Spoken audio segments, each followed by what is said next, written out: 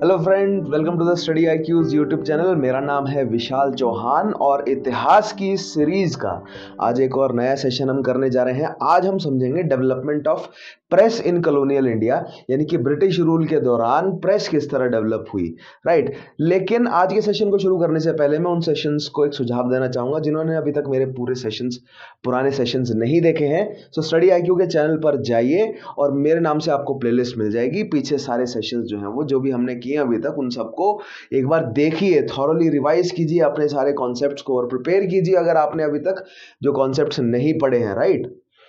उसके अलावा अगर आप सीएससी के लिए प्रिपेयर कर रहे हैं तो नीचे डिस्क्रिप्शन में आपको एक लिंक मिल जाएगा, उस एप्लीकेशन को इंस्टॉल कीजिए। उस एप्लीकेशन पे आपको सीएससी से रिलेटेड एक पूरा प्रोग्राम अवेलेबल है। उस पूरे स्मार्ट कोर्स में 1000 से प्लस वीडियोस हैं, रोज का करंट अफेयर है, रोज का आपको जो है वो answer solving, answer writing, doubt solving, ये सारी चीजें जो है वो आपको अवेलेबल है सीएससी से रिलेटेड उस एप्लीकेशन में। So make sure you check that out, right. So आज हम शुरू करते हैं हमारा सेशन। जैसा कि आप देख पा रहे हैं, हमें पढ़ना है आज development of press under British rule. तो यहां पर सबसे पहला पॉइंट देखिए क्या है।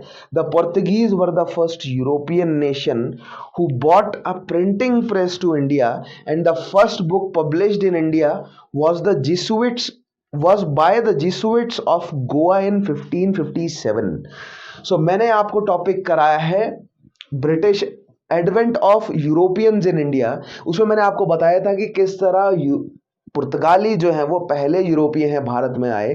उसमें मैंने आपको समझाया था कि किस तरह 1453 के बाद रेनेसांस जो है वो या टेक्नोलॉजिकल एडवांसमेंट आया, ठीक है, कल्चरल एडवांसमेंट आया यूरोप में, और उस यूरोप में जो है वो लोगों ने विस्तारवाद शुरू किया यूरोप से, और यूरोप पुर्तगाली पहली बार जो है वो एक डायरेक्ट सी रूट ढूंढ पाए इंडिया के लिए और पुर्तगाली भारत आए, राइट।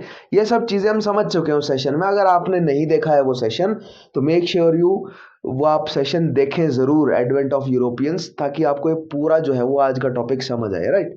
सो यूरोपीय आए और पुर्तगाली जो है वो स्पेसिफिकली सबसे पहले प्रिंटिंग प्रेस भारत में लेकर आए, और सबसे पहले गोवा में 1557 में जो जिसुइट आए पुर्तगालियों के साथ, जो कैथोलिक मिशनरीज आए, उन्होंने सबसे पहली किताब जो है वो छापी कहाँ पर, भारत में, राइट। प्रिंटिंग प्रेस का यूज करते हैं। उससे पहले जितना भी भारत में जो भी लिटरेरी जो है वो चीजें लिखी जा रही थी वो सब प्रिंट नहीं हो रही थी, वो हैंड रिटन थी सारी की सारी। चाहे वो सल्तनत काल के समय सल्तनत कोर्ट्स में हो, मुगल कोर्ट्स में हो, राजपूतों की कोर्ट्स में हो, दक्षिण भारत के राजाओं के कोर्ट्स में हो, या उससे पहले के समय में भी, राइट, या पूर्व भारत के राजा, जब इन सब के कोर्ट्स में लिखित जो है वो जितने भी डॉक्यूमेंट्स हैं या जितनी भी उसके अलावा लिटरेरी सोर्सेज है वो सारे लिखे जा रहे थे, हैंड रिटन थे। प्रेस कब हुआ भारत में?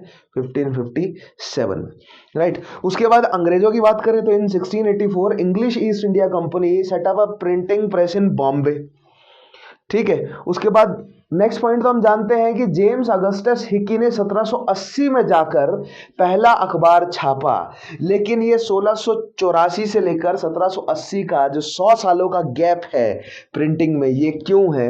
तो इसका बिल्कुल सिंपल जवाब ये है कि अंग्रेज नहीं चाहते थे कि भारत में जो वो काले काम कर रहे हैं, जो प्राइवेट ट्रेड वो कर रहे हैं, जो ईस्ट इंडिया कंपनी के अधिकारी, जो अफसर खुद अपना पर्सनल ट्रेड कर रहे हैं, वो नहीं चाहते थे कि यूरोप में बैठे उनके अफसरों को या क्राउन के ब्रिटिश क्राउन या उसके अलावा उन जो भी जो है वो बड़े बड़े अधिकारी हैं ब्रिटेन में, उनको पता चले ये जो प्राइवेट ट्रेड का खेल चल रहा है भारत में। इसीलिए भारत से जो है वो बड़े लेवल पर किसी तरह का प्रेस जो है वो नहीं हो रहा था अंग्रेजों के समय में, राइट। 1600 से लेकर 1600 जब 17वीं शताब्दी में जब उन्होंने प्रेस जो है वो भारत में लाए, और 1780 जब हिक्की ने पहली बार जो है वो अखबार छापा। इस बीच में ऐसा नहीं है कि कोशिश नहीं हुई प्रिंटिंग की, लेकिन हुई। उन लोगों को जो है वो बहुत स्ट्रिक्टली कंट्रोल किया ईस्ट इंडिया कंपनी ने, लेकिन James Augustus Hickey was the first person who was able to, right, in 1780 started Bengal Gazette और Calcutta General Advertiser नाम का अखबार जो है वो उसने शुरू किया, the first newspaper in India which was seized in 1872 because of its outspoken criticism of the government. इसको रोक क्यों दिया गया? क्योंकि एक गवर्नमेंट का क्रिटिसिज्म कर रहा था साफ साफ, क्योंकि जो क्या बोलते हैं डुअल एडमिनिस्ट्रेशन सिस्टम, फिर उसके बाद वॉरेन हेस्टिंग्स आए और वॉरेन हेस्टिंग्स की पॉलिसीज, सो उन सब पॉलिसीज को ये बहुत बड़े लेवल पर दिखा रहा था और वो जानकारी कहाँ तक पहुंच रही थी? लंदन पहुंच जा रही थी। ठीक है। प्लस दूसरी चीज ये कि जो कंपनी के अधिकारियों को कंट्रोल करने की जो कोशिश कर रहा था ब्रिटिश क्राउन, इसीलिए जो रेगुलेटिंग एक्ट वो लेकर आए थे वो ठीक तरह से भारत पर लागू नहीं हो पा रहा था। वो चीज कहां से पता चली थी ब्रिटिश क्राउन को या ब्रिटिश कैबिनेट को? वो बात उन्हें पता चली थी हिक्की के अखबार से। ठीक है, एक माध्यम वो भी था, अन्य सोर्स भी थे, लेकिन हिक्की का अखबार भी एक माध्यम था, राइट। सो इसीलिए हिक्की के अखबार को जो है वो रोक दिया गया। लेकिन ये खबर जो है वो बाकी अखबार बनाने वालों को भी पता चली और फिर उसके बाद और अखबार भी हमें देखने को मिले शुरुआत में, मोर न्यूज़पेपर जनरल, उसके अलावा कैलकाटा गैजेट 1784 में, बंगाल जर्नल 1785 में, ओरिएंटल मैगजीन ऑफ कैलकाटा और द कैलकाटा अम्यूजमेंट 1785 में, the Calcutta chronicle in 1786, Madras courier in 1788, Bombay herald in 1789। ठीक है। अब ये जो सारे अन्य अखबार या मैगजीन्स ये बनी है, ये सब जो है वो हिक्की के साथ क्या हुआ इन सबको लग गया पता, तो ये सब अब बचाते हुए लिख रहे हैं सारे, जो है वो जो ब्रिटिश गवर्नमेंट है उसके परव्यू में रहकर जो है वो लिख रहे हैं। प्लस जो कंपनी है वो अपनी तरफ से नजर भी रख रही है कि कौन क्या छाप रहा है, लेकिन स्टिल जो है वो अपने एंड से टू मेक श्योर कंपनी ने कानून बना ही दिया। और आइए सबसे पहले देखते हैं एक प्रेस के लिए जो रेगुलेटरी रूल आया, that was censorship of press act in 1799, right. सबसे पहले देखते हैं लॉर्ड वेलेस्ली। लॉर्ड वेलेस्ली कौन है? उस समय के गवर्नर जनरल थे जिन्होंने इनेक्ट किया ये, और उन्होंने कारण यह बताया कि भारत में हो सकता है कि फ्रेंच जो है वो अटैक कर दें। ठीक है, क्योंकि यूरोप में फ्रेंच जो है वो शक्ति में विस्तार ला रहे थे अभी। ठीक है, 1799 के आसपास। मैं आपको वर्ल्ड हिस्ट्री में समझाऊंगा। वर्ल्ड समझ रहे हैं आप? मैंने आपको क्या बोला कि भारत को हमें केवल भारत में ना रहकर पढ़ना है, हमें ग्लोबल पर्सपेक्टिव से पढ़ना है भारत के इतिहास को, नॉट जस्ट इतिहास, लेकिन भारत से के जितने भी पॉलिटिकल या सोशल या और जो भी सब्जेक्ट को आप पढ़ रहे हैं, राइट, उसको एक ग्लोबल पर्सपेक्टिव से पढ़िए। देखिए कि जो बाहर मतलब कि ग्लोबल लेवल पर या पूरी दुनिया में जो घटनाएं घट रही हैं उसका क्या असर हो रहा है भारत पे, और फिर भारत के इतिहास को कैसे शेप किया उन घटनाओं ने। दैट मीन्स वर्ल्ड हिस्ट्री में जब मैं आपको यूरोप के बारे में बताऊंगा और 18वीं शताब्दी के अंतिम सालों या 19वीं शताब्दी के शुरुआती सालों की जो घटनाएं हम समझेंगे, फिर हम देखेंगे कि उन घटनाओं का असर जो है वो भारत पर क्या पड़ा, राइट। और उनमें से प्रेस सेंसरशिप भी एक जो है वो पॉइंट बनता है। जब यहाँ पर वेलेस्ली ने ये बात बोलकर कि फ्रेंच जो है वो भारत पर इन्वेड कर देंगे, हमें जो है वो प्रेस पर रेगुलेशंस लगाने की जरूरत है, ताकि फ्रेंच को भारत में जो ब्रिटिश गवर्नमेंट है उसका क्या सोचना है, वो किस तरह ट्रूप्स को मूव कर रही है, ये सारी जानकारी जो है वो भारत से बाहर ना निकले। ठीक है, इसीलिए प्रेस सेंसरशिप जो है वो लाई गई। ठीक है, इसमें क्या सेंसर किया गया या रेगुलेशंस क्या क्या थे? पहला पॉइंट देखिए, the newspaper to clearly print in every issue the name of the printer, the editor and the proprietor। क्या मतलब बना? यानी कि सिंपल सी बात है, साफ आपको डिक्लेयर करना पड़ेगा कि ये न्यूज़ जो है वो किसने छापी है। क्योंकि बहुत सारे जो है वो न्यूज़ छापने की या बहुत सारी जो है वो प्रिंटिंग की एजेंसीज बन गई और वो अब क्रिटिसाइज करने लगी गवर्नमेंट को, और वो खबर जो है वो यूरोप पहुंचने लगी, और अब किसने छापी है ये बताना जो है वो अनिवार्य हो गया, राइट। सो यहां पर देखिए पहला पॉइंट क्या है, the newspaper to clearly print in every issue the name of the printer, right, कौन छाप रहा है, कौन एडिट कर रहा है, और प्रोपराइटर कौन है, इनफैक्ट कि वो अखबार किसका है, किसने पैसे लगाए हुए हैं उस पर। ठीक है। Next is the publisher to submit all materials for pre censorship to the secretary to the government. Pre censorship के लिए भेजना पड़ेगा। जैसे मान लीजिए आपको कल अखबार जो है वो छापना है, तो आप एक दिन पहले जो है वो क्या खबर है आप छाप रहे हैं वो सरकार से पहले सेंसर करवाएंगे। सरकार अलाउ करेगा कि अच्छा ये खबरें आप पास कर सकते हैं, ये नहीं कर सकते, उसके बाद जो है वो आप छापेंगे। तो ये प्री सेंसरशिप कर रहे हैं, वो बहुत जरूरी है। ये प्री सेंसरशिप इस तरह समझिए जैसे कि अगर कोई मूवी बनाता है, कोई प्रोड्यूसर कोई डायरेक्टर जो है वो कोई मूवी बनाते हैं, तो आपने देखा होगा कि शुरुआत में अ और व लिखा आता है और एक सर्टिफिकेट लगता है कि सेंसर बोर्ड ने जो है वो पास किया इस मूवी को, राइट। दैट मीन्स कोई भी अगर मूवी भारत में बनती है तो भारत का सेंसर बोर्ड जो है वो पहले उसे देखता है, अप्रूव करता है कि क्या ये भारतीय जनता के लिए मतलब देखने लायक है या उनके लिए नहीं है। सो सेंसर बोर्ड उसी तरीके का सेंसरशिप जो है वो कुछ अंग्रेज लेके आए अखबारों के लिए कि अखबारों को पहले जो है वो आपको वेरीफाई कराना पड़ेगा, आप खबर क्या छाप रहे हैं, मैगजीन्स को वेरीफाई कराना पड़ेगा।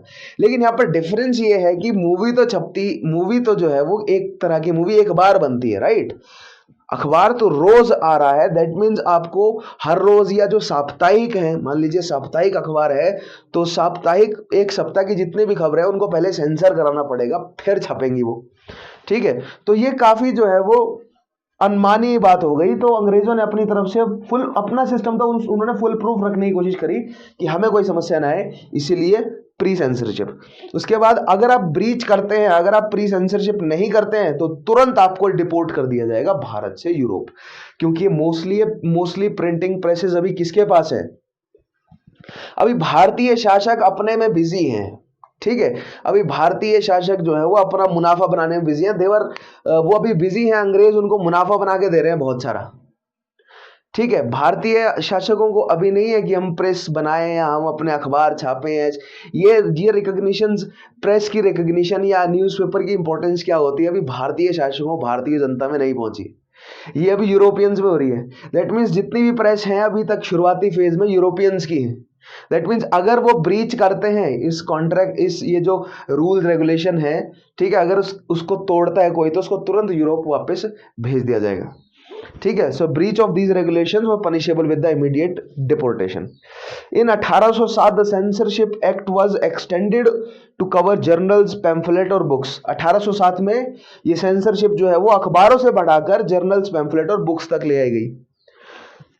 These restrictions were relaxed under Lord Hastings, who had progressive views, and in 1818 pre-censorship was dispensed.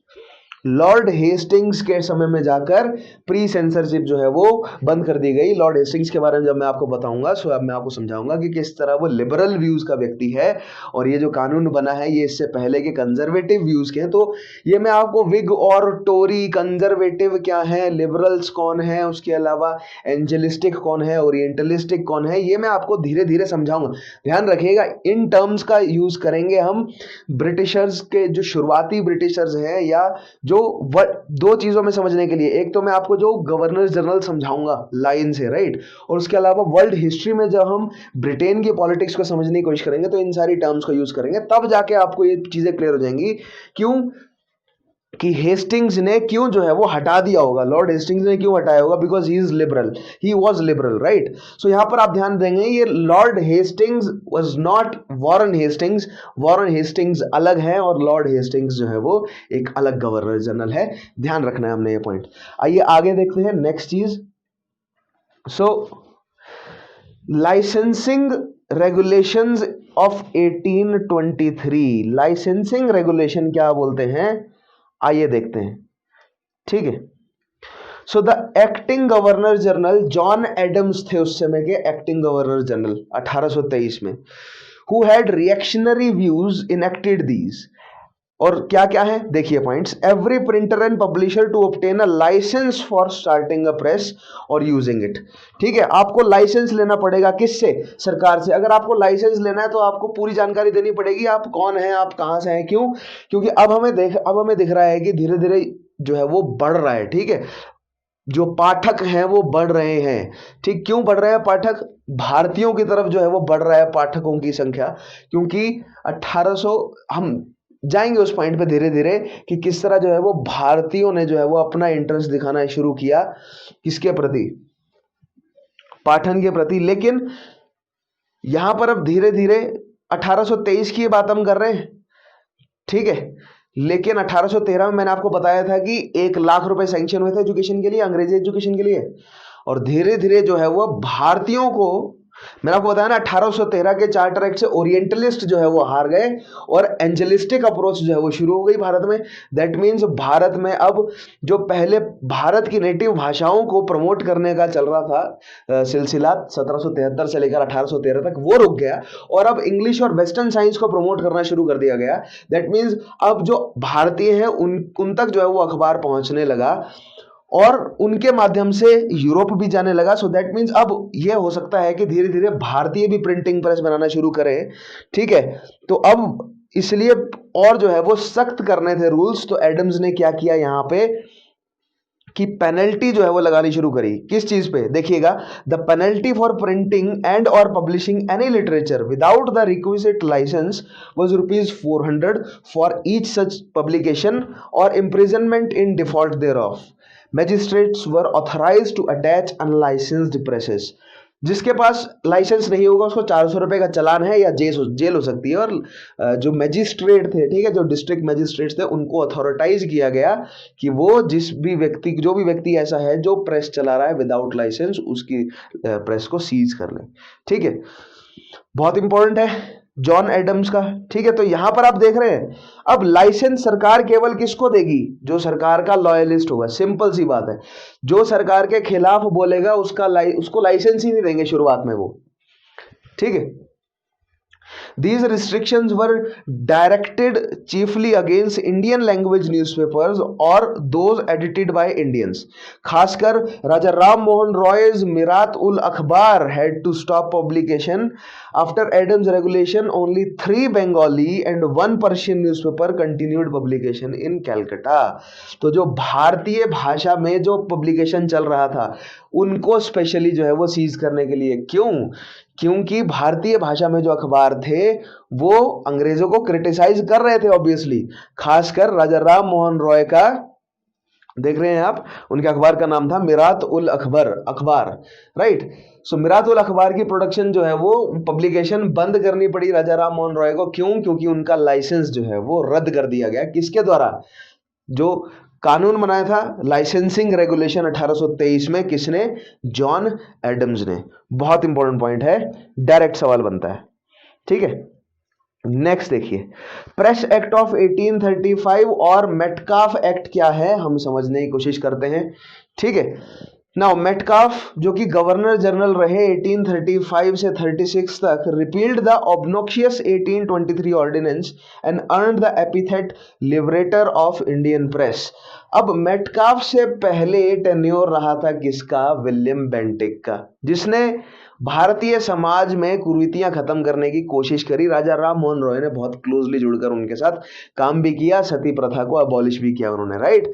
और मतलब भारत की सोसाइटी को सुधारने के लिए कुछ अच्छे काम किए और उनके व्यूज जो है वो बहुत ज्यादा लिबरल थे, द एनलाइटेंड, ठीक है, गवर्नर जनरल कहा गया उन्हें। लेकिन उन्होंने प्रेस को लिबरेट ना करके, उन प्रेस के लिबरेशन का श्रेय जो है वो किसको जाता है? मेटकाफ को।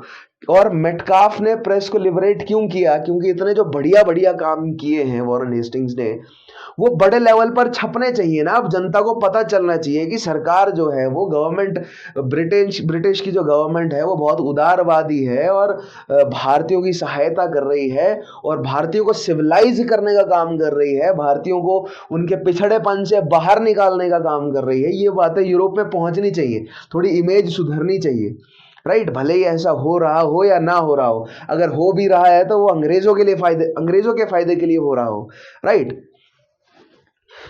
सो यहां पर लिबरेटर ऑफ इंडियन प्रेस किसको कहा गया है? मेटकाफ को। Just after the tenure of William Bentinck I Metcalfe, और विलियम बेंटिक द्वारा किए गए सारे कामों का श्रेय जो है वो खुद ले गए, ठीक है।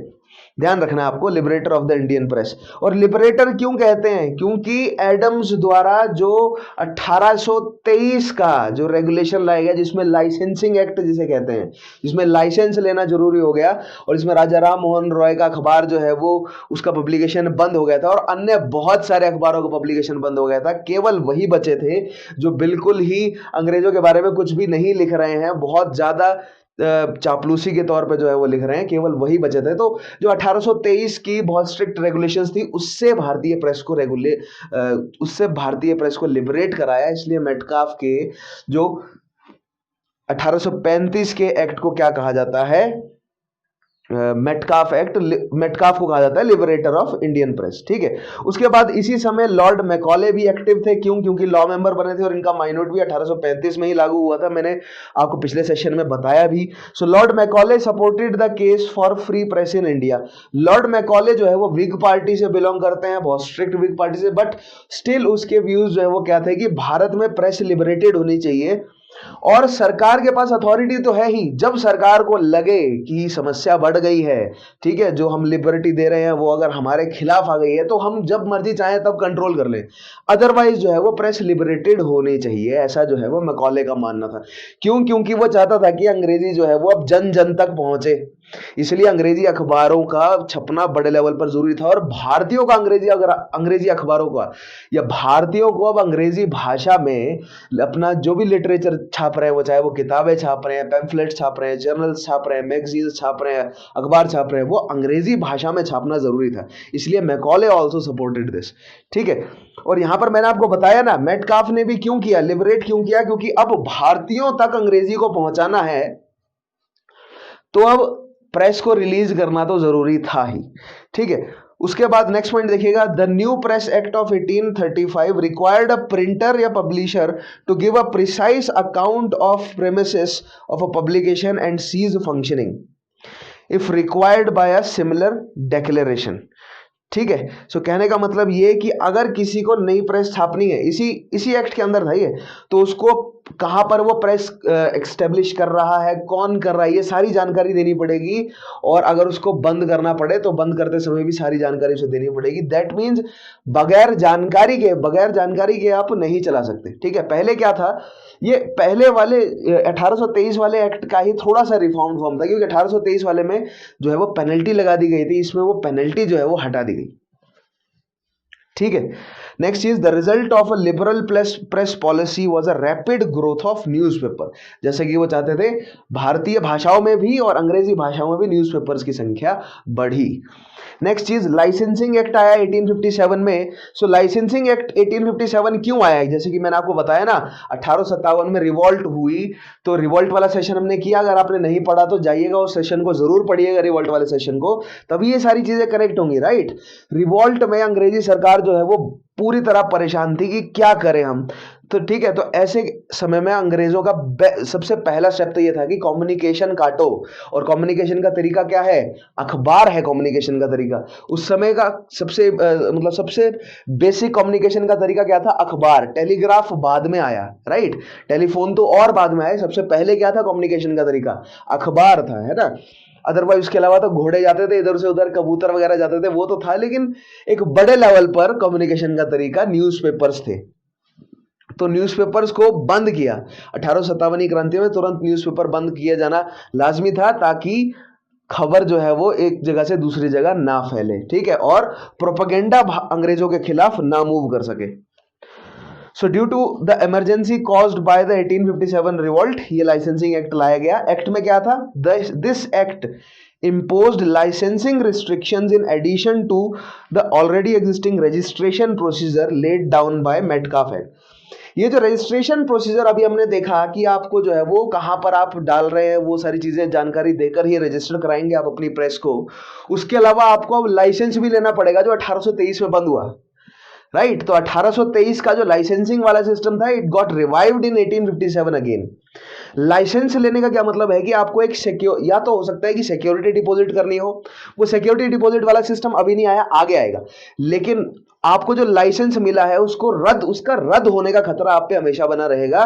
सरकार जो है वो आप पे हमेशा नजर रखेगी, और कहीं भी सरकार को ऐसा लगा कि आप उनके इंटरेस्ट से भटके तो आपके लाइसेंस को रद्द कर दिया जाएगा और आप पे पेनल्टी लग जाएगी। ठीक है, सो लाइसेंसिंग एक्ट ऑफ 1857 ये था। उसके बाद the government reserved the right to stop publication and circulation of any book, newspaper और प्रिंटेड मैटर। सिंपल सी बात है, 1857 की क्रांति के आसपास अंग्रेजी सरकार का ये सबसे बेसिक स्टेप था कि कोई भी अखबार, कोई भी बुक, कोई भी किसी भी तरीके का जो लिटरेरी छपाई हो रही है, राइट, उसको रोक सकती है या उसको प्रिंट होने दे सकती है। पूरी की पूरी जो है वो किसकी डिस्क्रेशन पे था? गवर्नमेंट की। ये उनकी इमरजेंसी पॉलिसी थी। ठीक है, this was the licensing act of 1857। Next देखिएगा, रजिस्ट्रेशन एक्ट ऑफ 1867 क्या बोलता है? This replaced Metcalfe's Act of 1835 and was a regulatory, not restrictive nature. देखिए, अभी तक हमने क्या पढ़ा? 1823 का एडम्स का था, उसके बाद 35 का मेटकाफ का, फिर 57 का इमरजेंसी के बीच में प्रोविजन आए, और फिर लेकिन जो इमरजेंसी के बीच में प्रोविजन आए उसने पूरी तरह मेटकाफ के द्वारा लाए गए एक्ट को रिप्लेस नहीं किया था। उसमें रजिस्ट्रेशन वाली बात तो थी ही, रजिस्ट्रेशन में लाइसेंसिंग वाली बात जोड़ दी थी।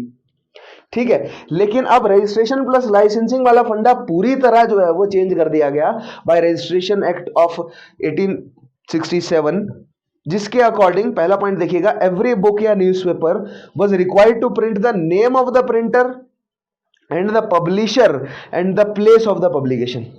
ठीक है, name of the printer, publisher और प्लेस ऑफ द पब्लिकेशन। आप देखिए कि आज के जमाने में हमारी जो किताबें होती हैं, क्या उसमें ये लिखा होता है? Name of the book, name of the publisher, ठीक है, कहां पर जो है, कहां पर छपी है, कौन सा पब्लिशर है, कि किसने एडिट किया, ये सारी जानकारी लिखनी पड़ती है। ये प्रेजेंट डे तक भी चल रहा है कानून, ताकि पता चल सके अगर मान लीजिए कि किसी ने कोई ऐसी बात लिखी जो कि समाज की शांति को भंग कर रही हो, ठीक है, या सरकार, नॉट सरकार, लेकिन उस राज्य या उस राष्ट्र की इंटेग्रिटी को चैलेंज करती हुई बात लिख रही हो। ठीक है, सो पता चलना बहुत जरूरी है। अगर उसने, किसी व्यक्ति ने इस तरह का क्राइम जो है अगर किया है, तो किताब में लिखना बहुत अनिवार्य है। तो नॉट जस्ट किताब, बट एवरी बुक और न्यूज़पेपर में रिक्वायर्ड था कि आपको नाम, प्रिंटर का नाम, पब्लिशर का नाम और पब्लिकेशन की जगह जो है वो मेंशन करनी पड़ेगी।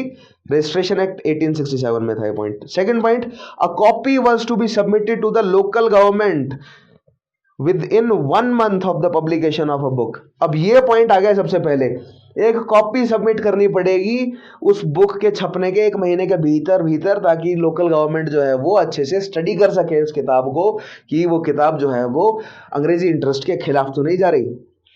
उसके बाद नेक्स्ट देखिएगा, एक्ट ऑफ 1870 क्या बोलता है? An act to amend the Indian penal code. अब मैंने आपको बताया ना, 1860 इंडियन पीनल कोड भारत में लागू हुआ।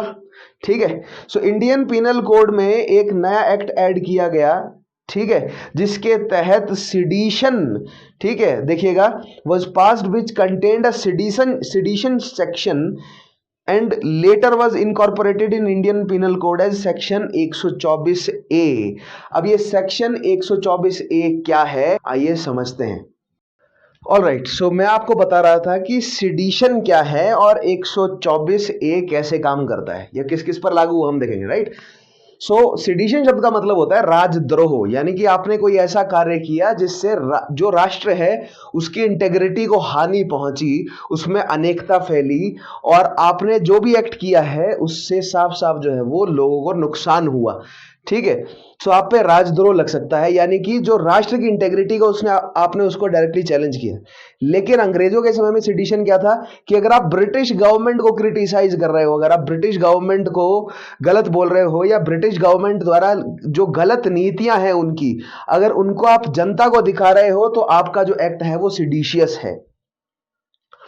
और ये एक्ट जब बीजी तिलक, बाल गंगाधर तिलक ने किया, या उससे पहले Satyendra Nath Tagore was the first person who got imprisoned 124A के तहत उनको जो है वो जेल में डाला गया, या बीजी तिलक को जब जेल में डाला गया, 2 बार जो जेल गए बीजी तिलक, एक बार 1897 में और एक बार 1908 में, दोनों बार 124 ए के तहत उनको जेल डाला गया।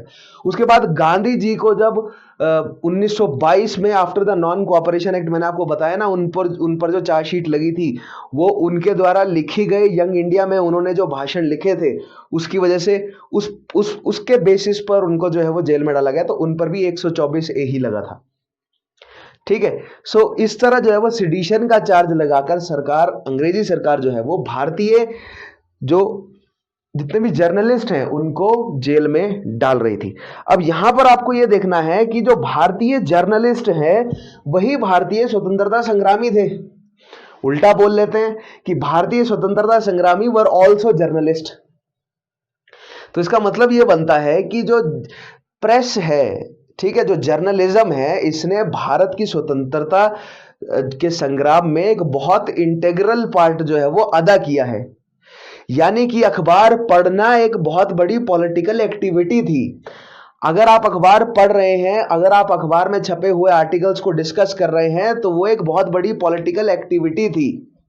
आज की तरह नहीं, जो जर्नलिज्म इतना ज्यादा डिग्रेड हो चुका है, बिल्कुल मेरे पास शब्द नहीं है आज जिस चरम तक जर्नलिज्म उतर गया है। भारत के आजादी के संग्राम के समय जर्नलिज्म एक जरिया था। भारत के नेशनलिस्ट जो उस समय के जितने भी स्ट्रगल, जिन्होंने भी जो है वो इंडिपेंडेंस का स्ट्रगल किया है, या जो भी नेता थे उस समय के, उनके लिए जरिया था अपनी आवाज को अवाम और अपनी आवाज को गवर्नमेंट तक पहुंचाने का। राइट। और अगर आप जनरली देखें तो एक न्यूज़पेपर का या मीडिया का या जर्नलिज्म का काम क्या है? एक जनता और सरकार के बीच में ब्रिज का काम करती है। वो जनता की ग्रीवियंसेस सरकार को बताई जाए, सरकार की नीतियों का जनता तक, सरकार की नीतियों की खबर जो है वो जनता तक पहुंचे। सो एक मध्यस्थ का रोल अदा करती है कौन? जर्नलिज्म या मीडिया। अगर वो सरकार की तरफ झुक जाए तो वो हनन करती है किसका? जनता का। और अगर वो जनता की तरफ जुड़ जाए तो वो कंट्रोल में रखती है किसको? सरकार को। तो आजादी के संग्राम में जनता की तरफ जुड़े हुए थे सारे जो भारत के जितने भी न्यूज़पेपर्स थे या जितना भी जो प्रिंट मीडिया था भारत का। क्यों? क्योंकि जितने भी स्वतंत्रता संग्रामी थे वो खुद सारे जो है वो डायरेक्टली या इनडायरेक्टली किसी ना किसी तरह से जो है वो प्रिंट मीडिया से जुड़े थे, चाहे वो अपना खुद का जो है वो संपादन करते हो या वो किसी और के लिए एडिट जो है वो करते हो। राइट। सो दैट मीन्स ये कि भारत की स्वतंत्रता संग्राम में एक बहुत जरूरी हिस्सा रहा है प्रेस का। राइट। बाल गंगाधर तिलक की अगर बात कर लें तो उनकी ही दो मुख्य पत्रिकाएं थी, केसरी और मराठा। दोनों जो है वो महाराष्ट्र या पुणे के आसपास जो है वो बटा करती थी और भारतीयों को जागृत करने का काम था उनका।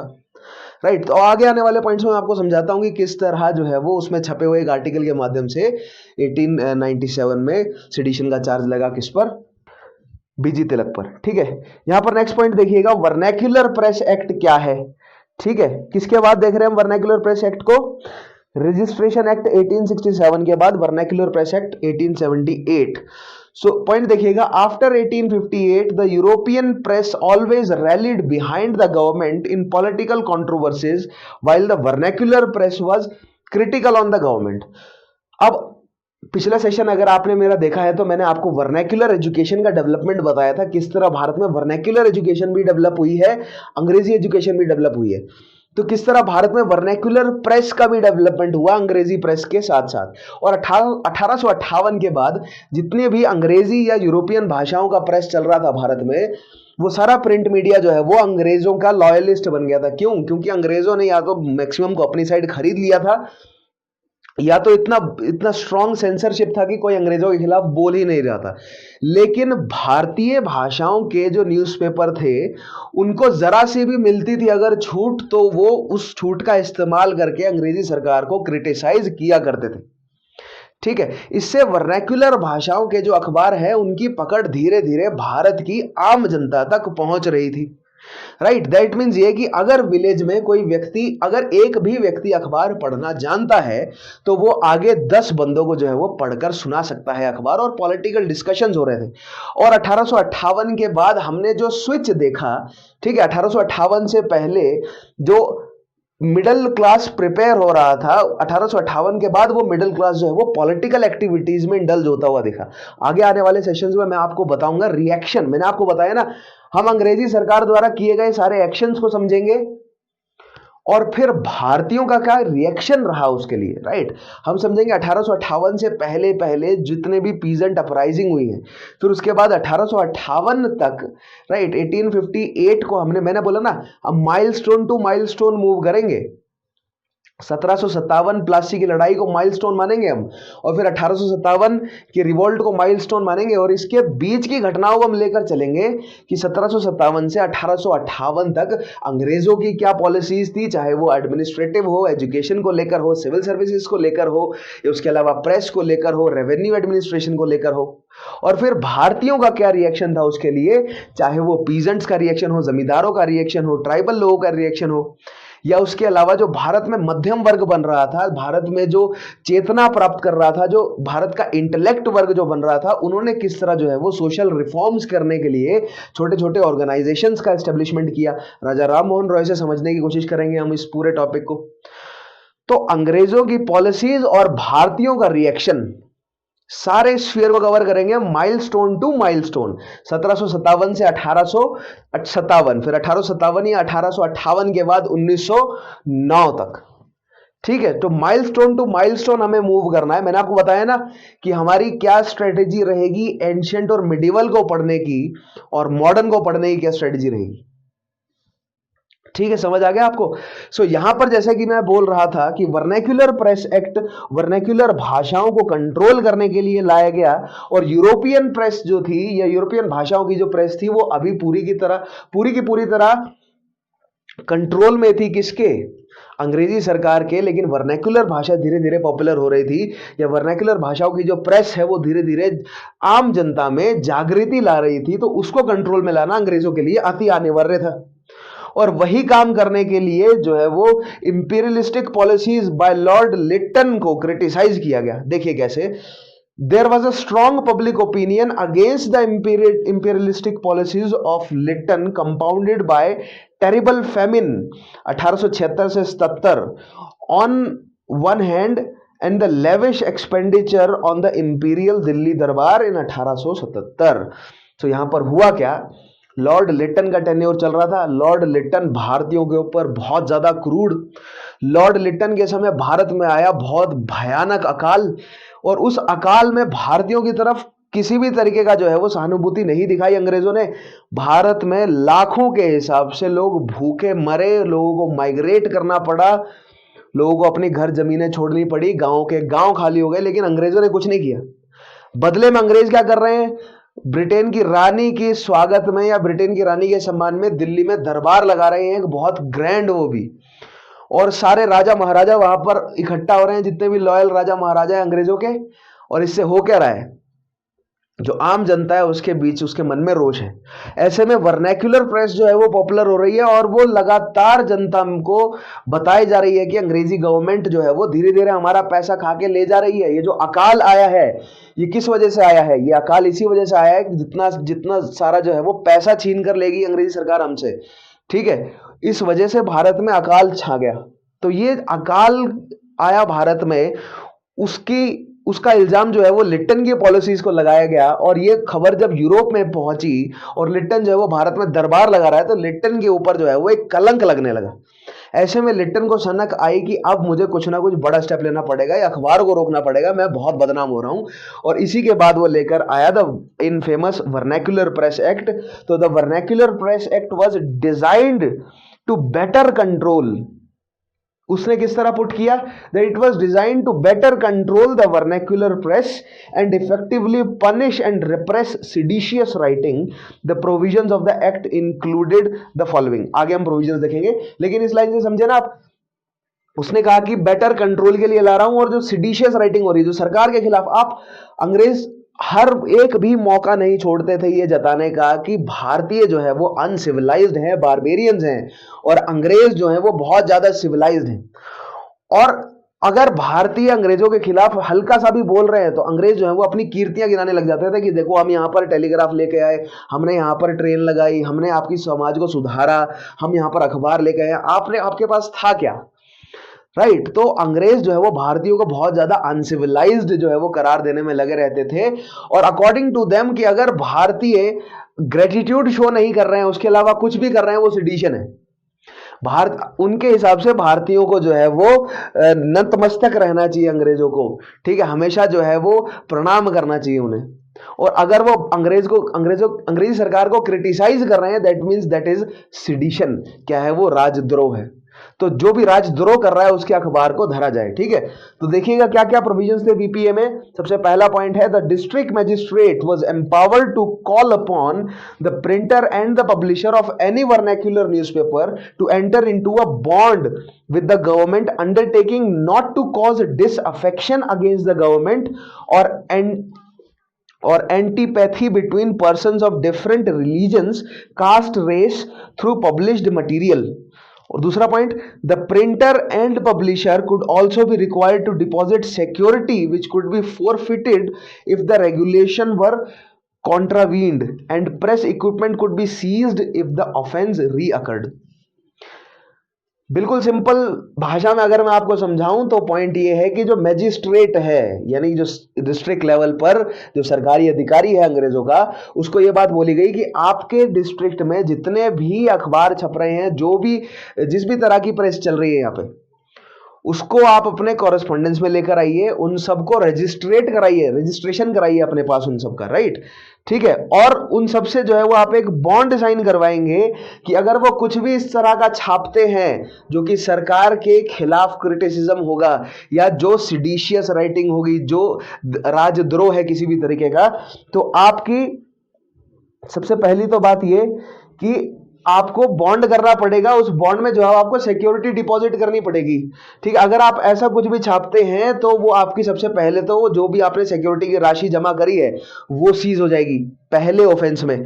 दूसरे ऑफेंस, अगर आप फिर से करते हैं ऑफेंस, तो आपका जो भी प्रिंटिंग प्रेस वो सारा जो है वो उठा लिया जाएगा, आपका पूरा का पूरा प्रबंध जब्त कर लिया जाएगा, आपके पूरे के पूरे प्रेस को, और विद प्रॉपर्टी सीज कर दिया जाएगा, not equipments but also property seize कर दी जाएगी, ठीक है।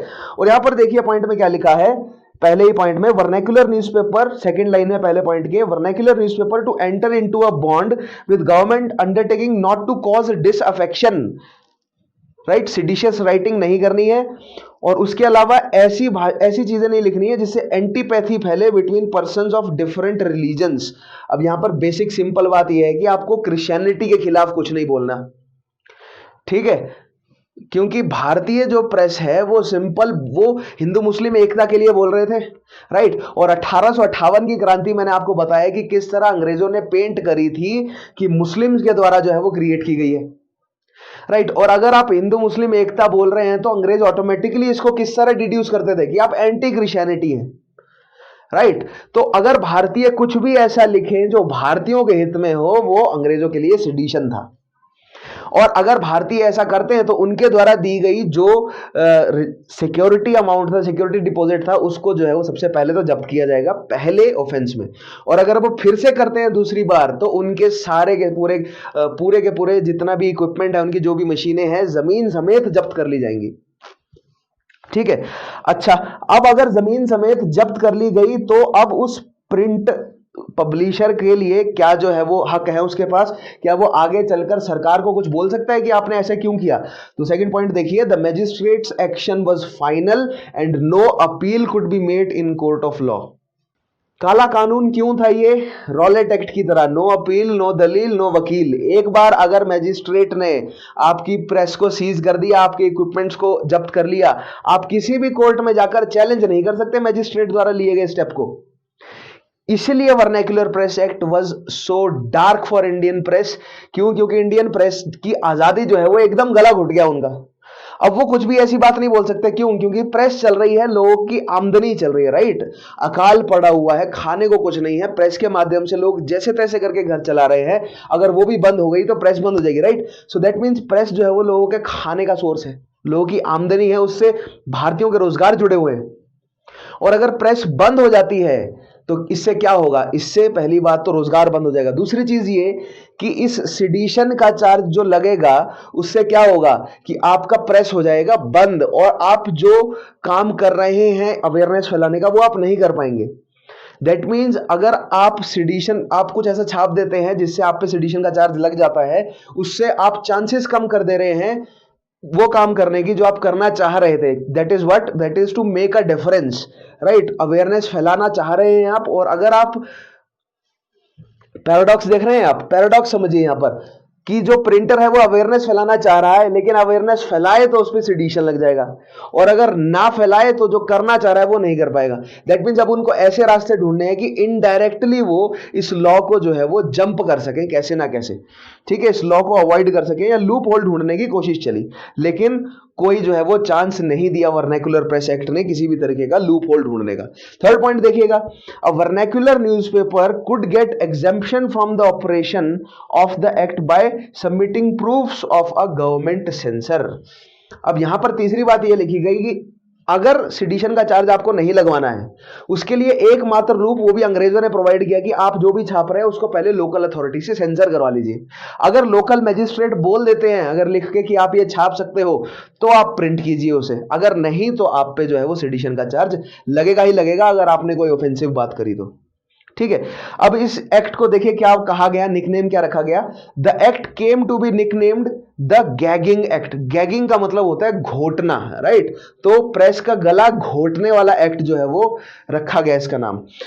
The worst feature of act, act के वर्स्ट फीचर क्या क्या थे, सबसे पहले तो डिस्क्रिमिनेशन बिटवीन इंग्लिश और वर्नैक्युलर प्रेस, कि जो वर्नैक्युलर प्रेस है केवल उस पर प्रेशर डाला गया, जो अंग्रेजी भाषा में जो प्रेस चल रहे हैं यूरोपीय, उनको जो है वो वर्नैक्युलर प्रेस एक्ट के तहत जो है वो उन पे सिडिशन के चार्ज नहीं लगे।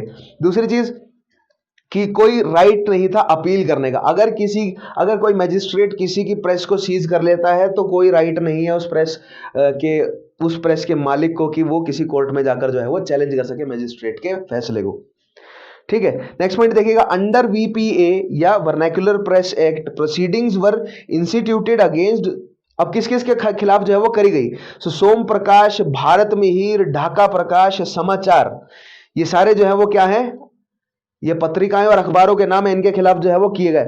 लेकिन स्पेशली जो है वो अमृता बाजार पत्रिका के खिलाफ जो है वो ये लिया गया था स्टेप।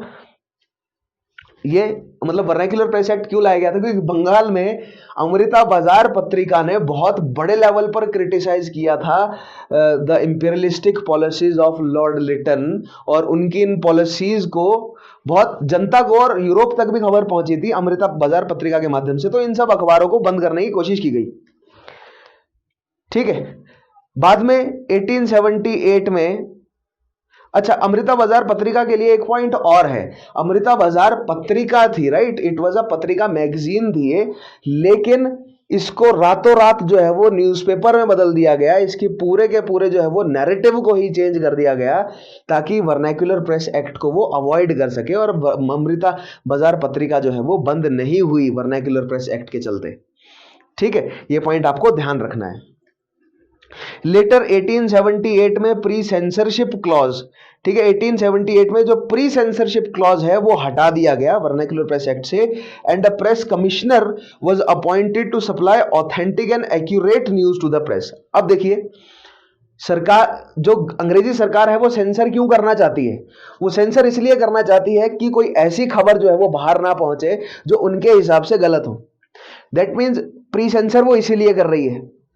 लेकिन अगर वो प्री सेंसर ना करे, क्योंकि प्री सेंसरिंग का बहुत विरोध हुआ, क्योंकि प्री सेंसरिंग के तहत जो है वो अखबार लेट हो जाता है, सुबह नहीं आ पाता, शाम को आता है, ठीक है, तो प्री सेंसरिंग हटानी थी पहली बात।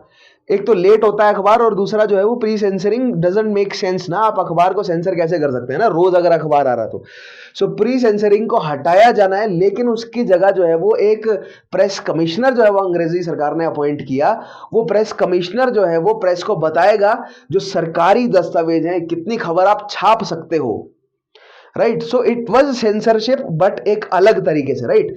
सेंसरशिप दो तरीके से होती है ना, एक तो आप क्या छाप रहे हैं वो सरकार चेक करेगी, और दूसरी तरफ से क्या है कि सरकार ही बताएगी कि आप क्या क्या छाप सकते हैं। तो अंग्रेजी सरकार ने ये दूसरा रास्ता अपनाया, जिसके तहत एक प्रेस सेंसरशिप जो है वो करने के लिए एक प्रेस कमिश्नर अपॉइंट किया गया 1878 में। और फिर finally there was a strong opposition to the act and finally Ripon, lord Ripon Lytton के बाद जो गवर्नर जनरल आए या वॉइसरॉय आए, उन्होंने 1882 में इस एक्ट को खारिज कर दिया। अब जब मैं आपको गवर्नर जनरल और वॉइसरॉयज की कहानियां सुनाऊंगा, उसमें मैं लिटन और रिपन की कहानी एक साथ सुनाऊंगा, ठीक है। उसमें आपको बताऊंगा कि लिटन ने जो काम किए वो रिपन ने किस तरह उन कामों को पलटा, ठीक है, ओवर रूल किया। नेक्स्ट पॉइंट देखिएगा, अब भारतीयों के साथ क्या क्या हुआ इसी सब दौरान, राइट। इसी के दौरान ये जो सिडिशन 124A जोड़ा है, वर्नैक्युलर प्रेस एक्ट आया, उसके तहत भारतीयों पर क्या क्या गुजरी, उसके कुछ एग्जाम्पल देखते हैं। सबसे पहला पॉइंट देखिएगा,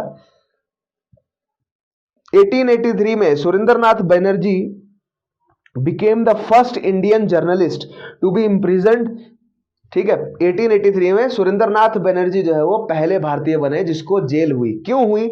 क्योंकि in an angry editorial in Bengali, the Bengali जो है वो क्या थी, सुरेंद्रनाथ बनर्जी की एक क्या है, उनकी एक प्रकाशन था, उनकी पब्लिकेशन थी द बंगाली नाम से, राइट। और द बंगाली में उन्होंने एक जज था मॉरिस नाम का, उस जज ने उस high court, Calcutta high court का एक जज था, उसकी जजमेंट को क्या किया था, क्रिटिसाइज, ठीक है। बनर्जी हैड क्रिटिसाइज्ड अ जज of Calcutta high court for being insensitive to the religious sentiment of Bengalis in one of his judgments. Bengal में एक मामला था, एक मामला चल रहा था कोर्ट में, जिसमें आइडल वर्शिपिंग का मामला था, मूर्ति पूजन का मामला था, और एक मूर्ति के ऊपर जो है वो फैसला दिया कलकत्ता के हाई कोर्ट के एक जज ने कि ये मूर्ति जो है वो 100 साल से पुरानी नहीं है, जबकि जिस गांव के मंदिर की वो मूर्ति थी, उन गांव वालों की स्ट्रांग भावना थी कि काफी पुरानी मूर्ति है, और इसको लेकर जो है वो काफी लंबी कंट्रोवर्सी चली थी बंगाल में। उसको क्रिटिसाइज करते हुए सत्येंद्रनाथ बनर्जी ने जो है वो क्रिटिसाइज किया था अपनी प्रकाशन द बंगाली में, किसको, उस हाई कोर्ट के जज को। उसके तहत उन पे जो है वो रातों रात चार्ज लगा दिया गया सेडिशन का, और सुरेंद्रनाथ बनर्जी को अरेस्ट कर लिया गया, ठीक है। नेक्स्ट पॉइंट देखिएगा, Bal Gangadhar Tilak is most frequently associated with the nationalist fight for the freedom of press. अब प्रेस के साथ उलझना बाल गंगाधर तिलक ने जो है वो बड़े लेवल पर शुरू किया। Bal Gangadhar Tilak was a Congress member, right. उसके अलावा मॉडरेट से एक्सट्रीमिस्ट फेज में ले जाने का काम किया कांग्रेस को बाल गंगाधर तिलक ने। उसके अलावा हम देखेंगे कि मास एजिटेशन, गांधीयन एरा जब मैं आपको समझाऊंगा, ठीक है, उसमें मैंने आपको दो बेसिक टॉपिक करा दिए, सिविल डिसोबीडियंस और नॉन कोऑपरेशन, ठीक है। बिल्कुल बेसिक टॉपिक्स है, सिविल डिसोबीडियंस और नॉन कोऑपरेशन। उसके अलावा जो मास एजिटेशन का जो फंडा है, या उसके अलावा रेवोल्यूशनरी टेररिज्म से लेकर जो मास एजिटेशन की तरफ जो मूवमेंट होगा, गांधीयन एरा की तरफ मूव करेंगे, ठीक है। ये जो मिलिटेंट रेवोल्यूशन है उससे हम गांधीयन एरा की तरफ मूव करेंगे, तो मास एजिटेशन हमें देखने को मिलेगा, राइट। सो गांधी जी और बीजी तिलक को हम कंपेयर करेंगे कि किस तरह गांधी जी पर जब 1922 में चार्ज लगा था तो ही प्लेड गिल्टी, उन्होंने कहा था कि जी हाँ मैं गिल्टी हूं, मुझे आप सजा दीजिए। और जब 1897 में बाल गंगाधर तिलक को अरेस्ट किया गया था, सो ही प्लेड नॉन गिल्टी, उसने कहा कि मैंने कुछ भी गलत नहीं किया है, भले ही मैंने लिखा है लेकिन मैंने गलत नहीं किया। और वहां पर गांधी जी ने क्या कहा कि मैंने लिखा है और अगर आपको लगता है गलत किया है तो चलो, मैंने माना कि मैंने गलत किया, मुझे जेल दीजिए आप। तो ये जो डिफरेंस है दो बड़े नेताओं में, कि एक साइड जो बाल गंगाधर तिलक हैं वो अपना वो करेज दिखा रहे हैं, वो क्या कर रहे हैं, बाल गंगाधर तिलक जो है वो साहस दिखा रहे हैं कि अंग्रेजों को साफ साफ मुंह पे मना कर दे रहे हैं, उसके बाद आप जेल भेजे तो हमें कोई परवाह नहीं है, लेकिन हमने कुछ गलत नहीं किया। और दूसरी साइड गांधी जी कह रहे हैं कि हमने गलत किया है, मान लेते हैं, आप हमें जेल भेजिए, एक को भेजेंगे, मेरे पीछे 1000 आएंगे। तो ये जो दो अलग अलग तरीके हैं, ठीक है, गांधी जी के जनता को एक साथ जोड़ने का और बाल गंगाधर तिलक के जनता को अवेयर करने का अपने सेक्रीफाइस से, इन दोनों की जगह जो है वो इतिहास में बहुत इंपॉर्टेंट है, हमें दोनों को समझना है अच्छे से। आज हम बाल गंगाधर तिलक के सेक्रीफाइस को समझते हैं, कैसे उन्होंने जो है वो मतलब खुशी खुशी वो जेल चले गए और फिर उनको लोक मानने का टाइटल मिला, ठीक है। So Tilak had been building up anti-imperialistic sentiments among the public through Ganpati festivals. 1893 में गणपति फेस्ट अपनी पत्रिका है, मैंने आपको बोला ना मराठा और केसरी, केसरी वज, अब ध्यान दीजिएगा, केसरी जो है वो किसमें थी, मराठी भाषा में थी, और मराठा वज इन इंग्लिश। और इस केसरी और मराठा में लगातार जो है वो एंटी इंपीरियलिस्टिक बातें लिखे जा रहे थे बाल गंगाधर तिलक। लेकिन आप यहां पर ध्यान देंगे कि सिडिशन 124 ए जो है वो इंडियन पीनल कोड में ऐड हो चुका है। दैट मीन्स अंग्रेजों को बहाना चाहिए कि भारतीय जो जितने भी जर्नलिस्ट हैं वो ऐसा कुछ लिखे हैं और हम उन पे सिडिशन लगाए। तो बाल गंगाधर तिलक पे इतने लंबे समय से सिडिशन क्यों नहीं लग रहा था, क्योंकि न ही सिर्फ बाल गंगाधर तिलक लेकिन उनके अलावा उनके समय के और जितने भी एडिटर्स थे या जितने भी ऑथर्स थे, जो भी भारत के स्वतंत्रता सेनानी जो भी अपनी पत्रिकाएं छाप रहे थे, वो एक बहुत बहुत चालाक तरीके से वो अपनी जो है वो एडिटिंग करते थे। क्यों? क्योंकि वो डायरेक्टली जो है वो चैलेंज नहीं करते थे अंग्रेजी सरकार को, क्योंकि उन्हें पता था कि अगर वो डायरेक्टली चैलेंज करे तो सिडिशन लग जाएगा। वो किसी और तरीके से, राइट, वो हो सकता है सार्काज्म के माध्यम से, या हो सकता है कि वो स्टोरी टेलिंग के माध्यम से, या हो सकता है कि वो भारत में हो रही घटनाओं को यूरोप में हो रही घटनाओं से कंपेयर करते हैं, राइट। जिसमें बाल Gangadhar Tilak was very clever, वो अपना नैरेटिव कुछ ऐसा रखते थे कि वो 124 ए के दायरे से बाहर रहे, ठीक है। लेकिन फिर भी अंग्रेजों ने 2 केसेस में अब 124 ए के दायरे के अंदर जो है वो लाने में कामयाब रहे किसी ना किसी तरह बाल गंगाधर तिलक को। उन 2 केसेस को आज हमें समझना है, ठीक है। तो सबसे पहला जो कांड हुआ वो 18, देखिए सबसे पहले तो ये चीज समझिए कि गणपति फेस्टिवल 1893 में जो है वो और शिवाजी फेस्टिवल 1896 में बहुत बड़े लेवल पर इन पर जो है वो अपनी पत्रिकाओं में लेख छापने शुरू किए और इन फेस्टिवल्स को एक बहुत पब्लिक इंपॉर्टेंस प्रोवाइड करी और इन फेस्टिवल को एक बड़ा मंच जो है वो मानकर उन्होंने जनता को जोड़ना अपने साथ शुरू किया। अब यहां पर आपको कांग्रेस की स्ट्रेटेजी और बाल गंगाधर की धर जी की स्ट्रेटेजीज और तिलक जी की स्ट्रेटेजीज और जो मॉडरेट है कांग्रेस, उनकी जो स्ट्रेटेजीज में जो टकराव है और किस तरह जो है वो कांग्रेस से अलग होते गए और फिर जो है वो सूरत स्प्लिट हुआ है, इन सब चीजों को मैं आगे आने वाले सेशंस में समझाऊंगा। लेकिन आपको मैं बेसिक डिफरेंस बता देता हूं कि कांग्रेस जो है वो अभी तक क्या कर रही थी, वो एलीट एलीट खेल रही थी। कांग्रेस के जो पंडाल हुआ करते थे, जो मैदान सभाएं हुआ करती थी, उसमें जो एलीट हैं, जो ऊपर दर्जे के लोग हैं ना भारत के, जो एजुकेटेड हैं, वो जुड़ते थे लेकिन सिर्फ।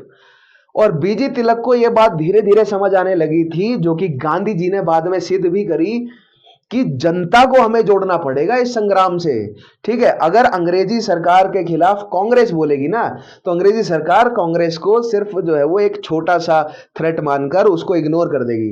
लेकिन अंग्रेजी सरकार के खिलाफ कांग्रेस के साथ अगर पूरा देश मिलकर बोलेगा, दैट मीन्स अगर कांग्रेस की आवाज, देश की आवाज अगर होगी, तो अंग्रेज जो है वो उस चीज को सीरियसली लेंगे। दैट मीन्स मास एजिटेशन का समय आ चुका था, जनता को अपने साथ जोड़ने का समय आ गया था, लोअर मिडिल क्लास और पीजेंट्री क्लास को अपने साथ जोड़ने का मौका आ गया था। और पीजेंट्री क्लास को क्या समझ आता है, जहां ढोल बज रहे हो, जहां पर जयकारे लग रहे हो, वहां पर जो है वो पीजेंट्री क्लास आपको बड़े लेवल पर जुड़ी हुई दिख जाएगी। इसलिए गणपति के फेस्टिवल और शिवाजी के फेस्टिवल को एक जनमंच की तरह इस्तेमाल करना शुरू किया बाल गंगाधर तिलक ने, और लोगों को ज्यादा से ज्यादा तौर पर अपने साथ जोड़ना शुरू किया जो पीजेंट हैं। इससे मास एजिटेशन गांधी जी ने बड़े लेवल पर लेके गए, लेकिन प्रिमिटिव फॉर्म किसने इंट्रोड्यूस करी, बीजी तिलक ने। इसीलिए जब गांधी जी को सजा हो रही थी 1922 में और उनको जब कंपेयर किया गया बीजी तिलक के साथ, तो गांधी जी ने बहुत प्राउडली कहा इस बात को कि मैं आज बहुत, मेरे जीवन का आज सबसे अच्छा दिन है जो आपने मुझे बीजी तिलक से कंपेयर कर दिया, मेरा जीवन आज सफल हो गया। अगर जो मैं काम कर रहा हूं वो अगर कुछ हद तक भी बीजी तिलक से जुड़ा हुआ है तो मेरा जीवन आज सफल है, ठीक है। तो गांधी जी जो अपने आप को तिलक का सक्सेसर समझते थे और कुछ हद तक जो है वो कामयाब भी रहे, तो उसका एक फैक्टर ये भी है कि जो मास एजिटेशन बीजी तिलक ने शुरू किया था अपने एंड से, उसको बड़े लेवल पर गांधी जी जो है वो मनूवर जो है वो कर सके या बड़े लेवल तक लेके गए, ठीक है। सो मास एजिटेशन जोड़ने के लिए गणपति फेस्टिवल और शिवाजी फेस्टिवल 1893 1896 2 पत्रिकाएं कौन कौन सी, केसरी और मराठा, ध्यान रखिएगा। अब इसके बाद जो प्लेग आया 1896-97 पूना क्षेत्र में बहुत भयानक जो है वो प्लेग फैल गया। सारे जितने भी इंपॉर्टेंट नेता हैं वो वहां से चले गए, लेकिन बीजी तिलक वहीं टिके रहे, ठीक है। अब जो उस प्लेग को हैंडल करने के लिए जो अंग्रेजी अफसर था, जो चेयरमैन था उस प्लेग कमेटी का, उसका नाम था रैंड। और रैंड की जो पॉलिसीज है, या बेसिकली जो ब्रिटिश पॉलिसीज थी, जो भारतीय लोग जिनको प्लेग हो गया था उनके खिलाफ बहुत ज्यादा क्रूड थी, और उन लोगों को मारा गया है ओपनली ताकि वो दूसरों में ना फैलाएं। तो अंग्रेजों की इस पॉलिसी को लेकर भारतीयों में बहुत भयंकर रोष था। तो चापेकर ब्रदर्स ने रैंड और आयस्ट की हत्या कर दी। रैंड का लेफ्टिनेंट था, आयस्ट, दोनों की हत्या कर दी। और अंग्रेजों को अब बहाना मिल गया कि इस हत्या को किसी ना किसी तरह जोड़ा जाए, किससे? बाल गंगाधर तिलक से। और उनके छापे गए सारे जर्नल्स को एनालाइज करना शुरू किया गया, और उसमें कहीं ना कहीं कोई एक ऐसी बात निकल आए जिससे जो है वो हम लिंक कर सकें इस हत्याकांड को बाल गंगाधर तिलक से। और वही अंग्रेजी सरकार ने किया भी। ठीक है, पॉइंट देखिएगा। तिलक वॉज अरेस्टेड, तिलक को अरेस्ट कर लिया गया 27 जुलाई 1897 में after the murder of Rand on the basis of publication of a poem Shivaji's utterance. Shivaji के नाम पर एक पोएम जो है वो छापी थी बाल गंगाधर तिलक ने। उस पोएम को जो है वो आधार बनाकर, उस पोएम में ऐसी बात लिखी थी जिसमें बाल गंगाधर तिलक ने फिर बाद में स्पीच भी दी थी एक, जिसमें वो चीज जस्टिफाई कर रहे थे कि अफजल खान को क्यों मारा शिवाजी ने, और क्यों अफजल खान को मारना जो है वो सही था, राइट, और क्यों जो है वो अफजल खानों को, मतलब अफजल खान को मार देना चाहिए। इससे जो इनडायरेक्ट, मैंने बोला ना बाल गंगाधर तिलक हर बात को इनडायरेक्टली बोलते थे ताकि वो 124A से बाहर रहे। इसमें बाल गंगाधर तिलक इनडायरेक्टली क्या बोल रहे थे कि अंग्रेजी सरकार को, हमें अंग्रेजी हुकूमत को मार देना चाहिए, राइट, अंग्रेजी हुकूमत को हमें मार देना चाहिए। ये चीज जो है वो अंग्रेजों ने पोर्ट्रे करी कि देखिए यहां पर बाल गंगाधर तिलक ऐसी बात बोल रहे हैं, दैट मींस 124A सेडिशन का चार्ज इन पर लगना चाहिए और इनको जेल होनी चाहिए। इसी तहत पर उनको जो है वो अरेस्ट किया गया इस चार्ज पे। सो देखिएगा यहां पर क्या है, इन केसरी में बात लिखी थी इन्होंने बात, by the way, a speech which Tilak had delivered at Shivaji festival justifying Afzal Khan murder by Shivaji. Tilak's defense of Shivaji's killing of Afzal Khan was portrayed by the prosecution as an incitement to kill British officials, जिसके तहत British officials को फिर मारा गया। ठीक है, तो ये कहानी जोड़ी अंग्रेजों ने कि आपने जो लिखा है कि किस तरह शिवाजी ने अफजल खान को मारा, वो मारना सही था, इसी तरह ब्रिटिश ऑफिशियल्स को भी मार देना चाहिए, ये बात जो है वो लोगों ने समझी और इसलिए जो है वो रैंड और आइस की हत्या की गई। ठीक है, और इस बेसिस पर जो है वो सेडिशन का चार्ज लगा किस पे, बाल गंगाधर तिलक पे। Tilak was held guilty and awarded rigorous imprisonment of 18 months. ठीक है, in 1898 the government amended section 124A and added another section 153A। ध्यान रखिएगा ये दोनों सेडिशन से जुड़े हैं, 124A और 153A। आगे मैं बताऊंगा कि किस तरह भारतीय सरकार भी इसी सेडिशन के चार्ज को आज तक चालू रखा है और कुछ पिछले सालों में जो है वो इसका इस्तेमाल भी किया गया है। ठीक है, नॉट जस्ट पिछले सालों में, आजादी के बाद समय समय पर सेडिशन के चार्ज को यूज करती रही है सरकार अपने कंफर्ट के हिसाब से। ठीक है, अच्छा जी, which made it a criminal offence for anyone to bring into contempt the government of India or to create hatred among different classes, that is vis-a-vis the English in India। यानी different class क्या थी अंग्रेजों के हिसाब से, अंग्रेज, ये बात बहुत डीप सेंस थी अंग्रेजों के अंदर कि भारतीय उनको अपना हिस्सा नहीं मानते।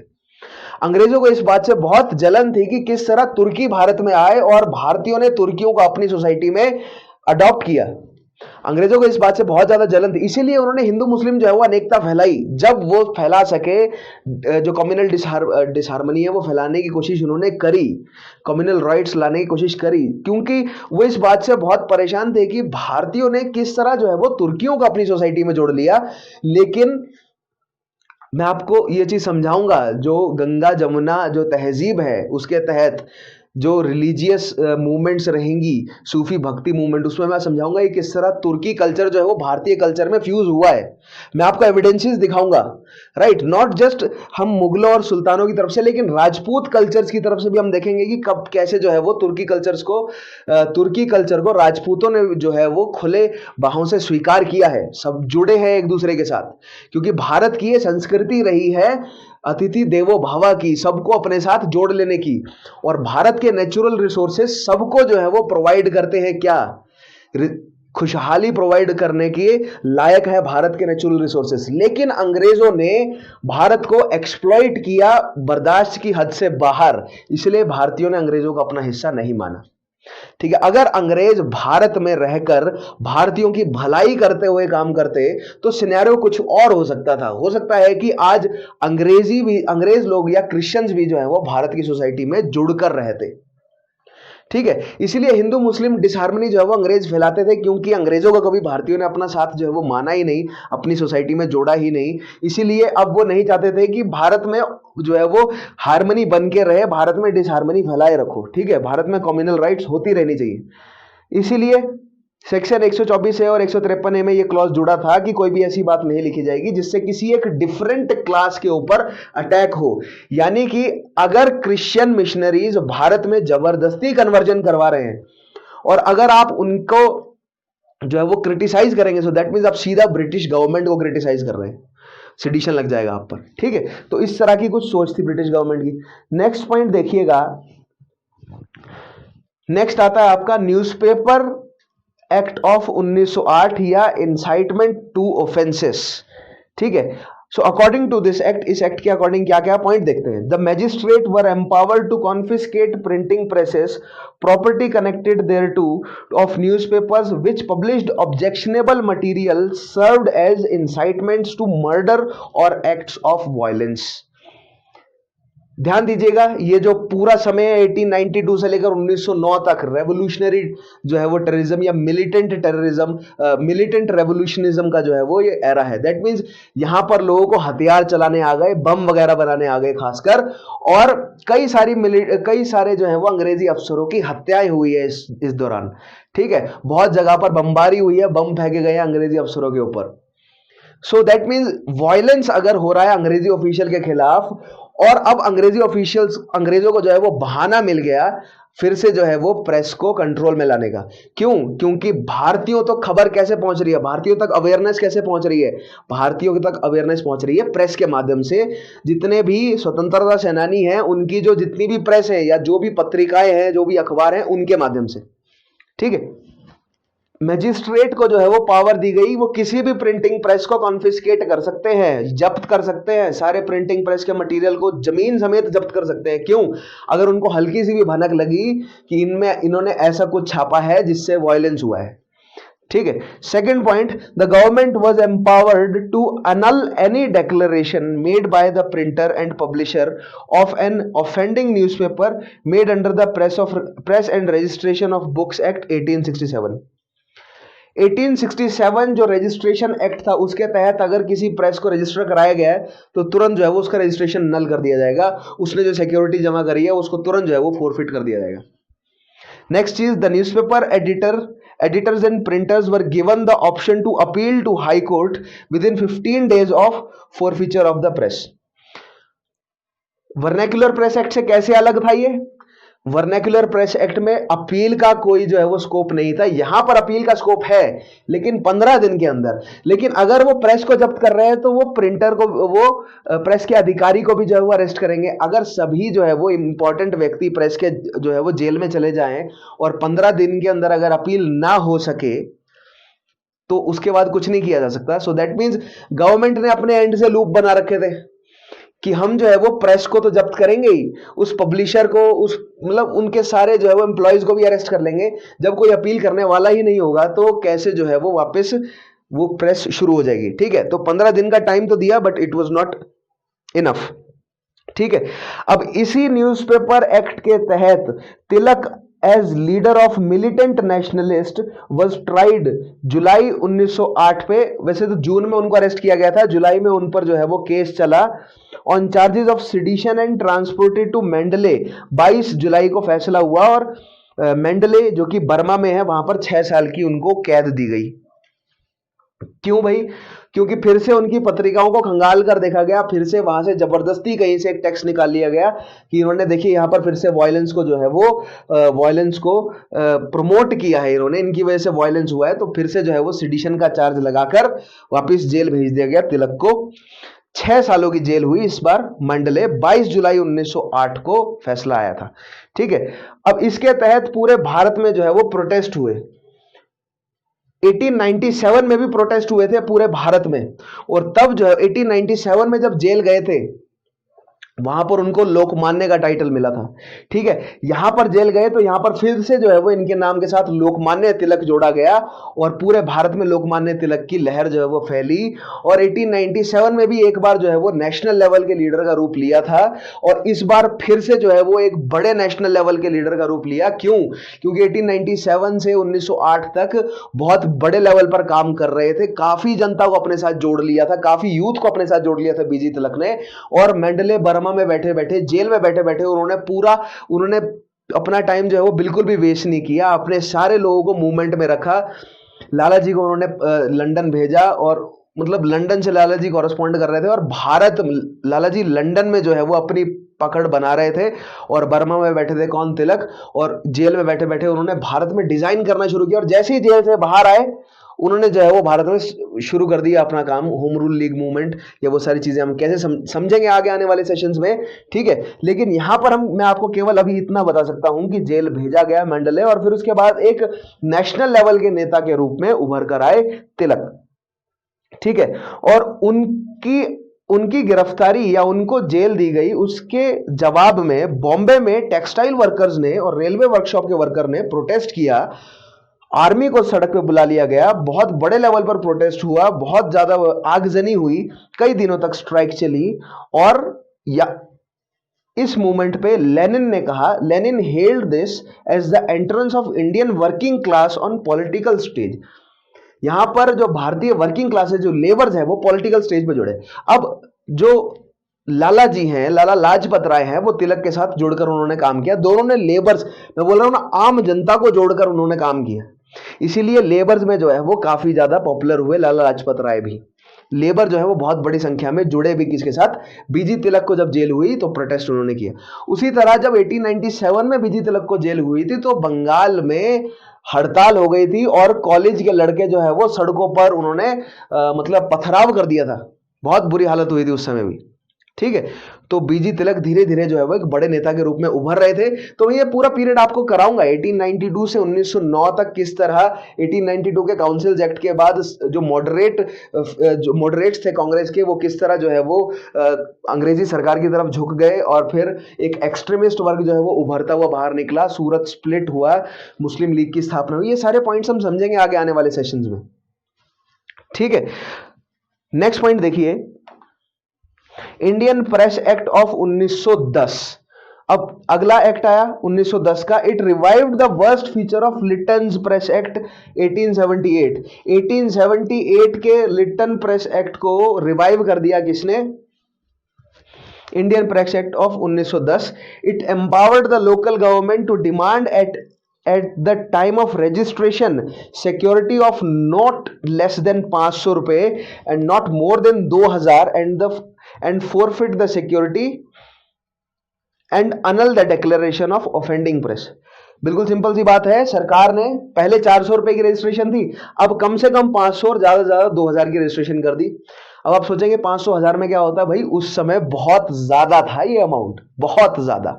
ठीक है, तो 500 रुपए से लेकर 2000 रुपए तक की जो है वो रजिस्ट्रेशन है, और अगर आप ऑफेंस करते हैं तो पहली बात तो आपकी रजिस्ट्रेशन जो है वो जब्त हो जाएगी। ठीक है, दूसरी, और फिर आपको क्या करना पड़ेगा? लाइसेंस के लिए फिर से अप्लाई करना पड़ेगा। दूसरी बार जब अप्लाई करेंगे तो 1000 से 10,000 तक आपको जो है वो चुकाने पड़ेंगे। किस चीज के लिए? लाइसेंस लेने के लिए। और अगर आप दूसरी बार ऑफेंड करते हैं तो वो सारे पैसे आपके जब्त हो जाएंगे, पूरी की पूरी आपकी मिल जो भी प्रेस है आपकी वो सीज हो जाएगी। ठीक है, प्रॉपर्टी समेत, जमीन समेत जो है वो जब्त हो जाएगी। Now the printer of newspaper was required to submit 2 copies of each issue to local government free of charge। 2 copies her issue की लोकल गवर्नमेंट को फ्री ऑफ चार्ज देनी पड़ेगी, सेंसरशिप के लिए जरूरी था। उसके बाद देखिए, विश्व युद्ध के दौरान डिफेंस ऑफ इंडिया रूल्स क्या बने? ठीक है, प्रथम विश्व युद्ध के दौरान defence of India rules were imposed for repression of political agitation and free public criticism during first world war. First world war के दौरान भारत में किस तरह जो है वो जबरदस्ती ड्राफ्टिंग कर रही है अंग्रेजी सरकार, सेना में भर्ती कर रही है लोगों को, किस तरह जो है वो सेना की मूवमेंट भारत से कहां हो रही है, ये सब अखबार के माध्यम से यूरोप के अन्य देशों तक खबर पहुंच सकती है। Right, so that means Bharat में स्ट्रिक्ट कर दिया गया ताकि भारत से कोई खबर लीक ना हो। So these were the defence of India rules. उसके बाद 1921 में देखिएगा एक प्रेस कमेटी स्थापित की गई तेज बहादुर सप्रू के अंदर अंडर, और तेज बहादुर सप्रू जो थे लॉ मेंबर थे एग्जीक्यूटिव काउंसिल के वॉइसरॉय की। वॉइसरॉय की एग्जीक्यूटिव काउंसिल के लॉ मेंबर कौन बने? तेज बहादुर सप्रू, और उनके तहत एक प्रेस कमेटी स्थापित की गई। अब देखिए यहां पर जो है वो मैंने आपको बोला ना 1919 के बाद रिस्पॉन्सिबल गवर्नमेंट बनाने का जो है वो 1917 का डिक्लेरेशन था मोंटेगू का कि हम एक रिस्पॉन्सिबल गवर्नमेंट बनाएंगे। उसके बाद ही तेज बहादुर सप्रू को लॉ मेंबर बनाया गया और तेज बहादुर सप्रू के अंडर जो है वो एक कमेटी बनाई गई, प्रेस कमेटी की। प्रेस जो है वो आप अपने हिसाब से देख लो क्या क्या चेंजेस हमें लाने चाहिए प्रेस में, right. So in 1921, on the recommendations of a press committee chaired by Tej Bahadur Sapru, who was the law member of that time of the Executive Council of Viceroy, the Press Acts of 1908 and 1910 were repealed. 1908 और 1910 में जो बहुत बुरे तरीके से भारत की press को confiscate कर दिया गया, भारत की प्रेस को क्रिपल कर दिया गया, भारत की इन दो एक्ट्स के माध्यम से भारत की आवाज को दबा दिया गया, जिसकी वजह से बर्मा जाकर मंडले में 6 साल गुजारने पड़े तिलक जी को। इन सब को जो है वो बंद करा दिया किसने? तेज बहादुर सप्रू द्वारा, जो हेड थी कमेटी उसके रिकमेंडेशन पे, ठीक है। नेक्स्ट पॉइंट देखिएगा। उसके बाद 1931 के दौरान आया इंडियन प्रेस एक्ट या इमरजेंसी पावर्स का इस्तेमाल करते हुए इंडियन प्रेस एक्ट लाया गया। क्यों? क्योंकि इस समय क्या चीज थी बहुत स्ट्रेंथ में चल रही थी? Civil disobedience movement. भारत में जगह जगह पर दंगे हो रहे थे और सिविल डिसोबीडियंस मूवमेंट को दबाने के लिए अंग्रेजी सरकार जो कर रही थी वो यूरोप तक खबर ना जाए, या किस तरह सिविल डिसोबीडियंस मूवमेंट के फैलने से भारतीयों ने अंग्रेजों पर प्रेशर डाल दिया था, ये ब्रिटेन तक खबर ना पहुंचे या भारतीयों में भी एक बड़ी सद्भावना ना फैले कि हमने अंग्रेजों को झुका दिया है, ठीक है, इसलिए ये एक्ट लाया गया। इसमें क्या क्या प्रोविजंस थे देखिएगा। This act gave sweeping powers to provincial governments to suppress propaganda for civil disobedience movement. अब कांग्रेस और उनसे जुड़ी हुई जितनी भी पॉलिटिकल पार्टीज थी सिविल डिसोबीडियंस मूवमेंट में, उन्होंने पत्रिकाओं, न्यूज़पेपर्स, इन सब का फायदा उठाते हुए लोगों तक अपनी आवाज को पहुंचाना शुरू किया बड़े लेवल पर, ठीक है। तो उस सारे प्रोपेगेंडा को रोकने के लिए पहला तो ये एक्ट था। दूसरी चीज, it was further amplified in 1932 to include all activities calculated to undermine government authority, ठीक है। 1932 में इसको बढ़ा चढ़ाकर जो है वो लागू किया गया और काफी प्रेस को कॉन्फिस्केट किया भी गया। नेक्स्ट देखिएगा, during second world war. Second world war के दौरान क्या घटनाएं घटी? So under the defence of India rules, ठीक है, जिस फर्स्ट वर्ल्ड वॉर में आया था ना defence of India rules, so वही same defence of India rules के under pre censorship was imposed. Pre censorship फिर से लाई गई and amendments made in press emergency act and official secrets act. उसके अलावा at one time publication of all news related to Congress activity was declared illegal. Congress के द्वारा की जाने वाली सभी एक्टिविटीज को इलीगल घोषित कर दिया गया, ठीक है। सेकेंड वर्ल्ड वॉर मैंने आपको बताया ना वही सिचुएशन है, अंग्रेजी सरकार जो है वो उनकी जड़ें हिल जाती थी वॉर के दौरान, ठीक है। तो वो प्रेस का गला घोटने का काम करते थे सबसे पहले, इसलिए दोनों वर्ल्ड वॉर में जो है वो आपको डिफेंस ऑफ इंडिया रूल्स देखने को मिलेंगे। उसके बाद next, the press inquiry committee, March 1947 में। अब ये जो हमारी संविधान सभा का गठन हुआ, ठीक है, संविधान सभा का गठन हुआ और एक प्रेस इंक्वायरी कमेटी बनी मार्च 1947 में। देखिए point, of government of India appointed a press inquiry committee, charged it with the duty of examination of the press laws in the light of fundamental right formulated by Constituent Assembly of India। Constituent assembly ने जो fundamental rights बनाए थे उसके तहत जो है वो press laws को एनालाइज किया जाना था कि ऐसे प्रेस लॉज बनाए जाएं जो फंडामेंटल राइट्स के अंदर रहकर काम करें, ठीक है, यानी आजादी, अभिव्यक्ति की आजादी भी और विचारों की आजादी भी, इन दोनों के अंदर रहकर काम करें, या अन्य जितने भी फंडामेंटल राइट है। तो क्या क्या चेंज लाए गए? अमंग द रिकमेंडेशंस देखिए क्या क्या थी of the committee were the repeal of Indian emergency powers act. 1931 का इंडियन इमरजेंसी पावर एक्ट वापस लिया जाए। Amendments in the press registration press registration of the books act 1931 का press and registration of the books act, उसमें जो है वो change लाया जाए, जो कि 1867 में था, उसको 1931 में फिर से अमेंड किया गया था। तो 1867 वाला 1931 में चेंज हो गया।